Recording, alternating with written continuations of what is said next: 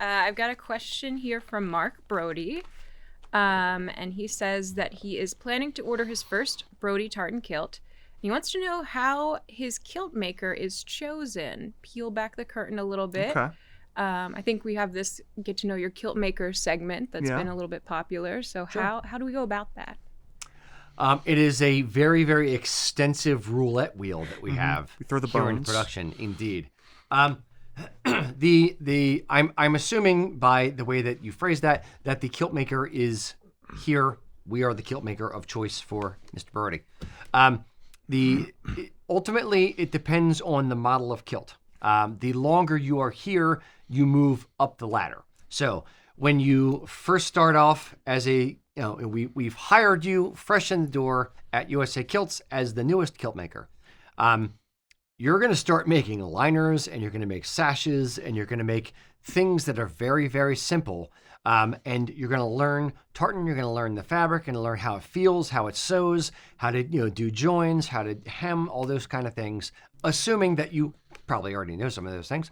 But we want to start you off on accessories. And then we move you into casual kilts. And typically the first thing we do is off the rack kilts, things that are not customer centric. When you kind of get your feet under you, then actually the first kilt you make is usually for yourself or for your partner, or for your husband or whatever, is usually the first kilt you make. Then you kind of move into off the racks, then you move into custom.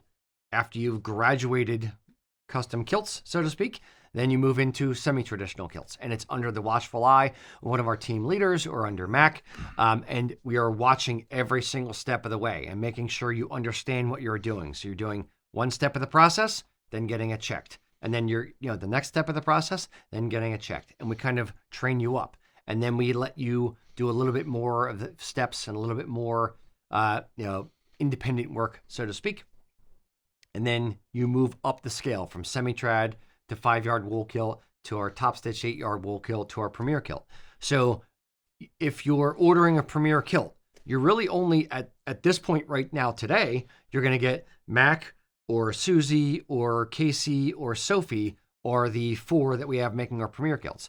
If you're doing a 5-yard wool kilt, then it's any of those plus Haley or Alicia or Clara. If it's a semi-traditional kilt, now we include also Aldana, and we include, I think Blue's starting to train on those or mini kilts right now. So you kind of work your way up. So that's kind of how it is. I won't say how it's chosen, but how it's narrowed down. Yeah. How it is chosen is Mac. Who Mac decides is the one to get the kilt. We kind of spread the work out across the different kilt makers. So there's not a particular one that gets all the premieres or all the top stitch 8-yard kilts. It depends on what we have, coming down the pike. Yeah. So if we have 50 5-yard wool kilts, in Appalachian folklore is going to be coming up in February. When all those hit, it's going to be everyone doing Appalachian folklore for a few weeks to get all of those kilts done. And less premier or less top stitch 8-yard kilts. Or if we have a few rushes, we work those into the schedule with whoever has an open slot in their schedule that week. So it's really kind of a influx flow. It's like water. It just kind of flows. And Mac does a very good job, thank God, of juggling how all those things work, making sure that the rush orders are done and out the door within the 3 to 4 weeks. The regular orders are out the door within the 8 weeks. Anything emergency that Ian runs upstairs with and says, "Hey, Mac, this needs to be sorted out and done right now. Please fix this. Please adjust this guy's kilt. Please make this sash immediately." And we throw different things at him. It's a beautiful chaos in the production team that they are able to have a schedule, but then have the flexibility to be able to drop things and meet things at the drop of a hat if we need something done at a particular time frame. Since I work in customer service, the related question we get pretty frequently is, can I request a kilt maker? My answer to that, broadly speaking, is you can ask. Put it in a note. we will not ever make a promise that we can fulfill, because there's so many things beyond whether or not the person can make the kilt, which is obviously relevant.